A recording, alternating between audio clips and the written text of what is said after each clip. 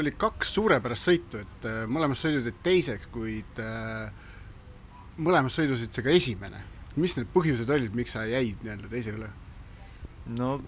peamine põhjus võime öelda see, et natuke füüsiline ikka nõrk,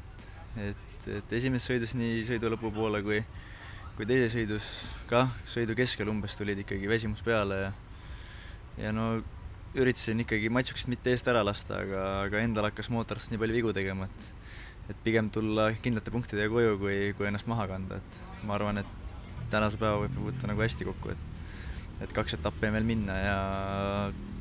kui suudan, mine tea, mis iganes võib juhtuda, motosport on nii erinev, et kellel tehnika ja veab alt ja mis iganes, et üritan püsida terve ja anda parima endast. Kui nüüd 2 sõitu on veel ees nii-öelda,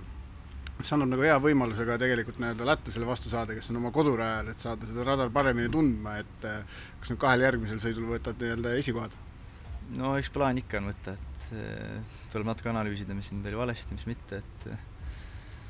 et saada ennast paremaks ja tuleb natuke tegeleda võib-olla stardiga ka, et saada veel seda paremaks, et kindlasti mõlemad stardid nagu ees minema saada ja ma arvan, see ei ole võimatu. Nüüd siin on olnud mitmed Eesti meistrivõistlused, et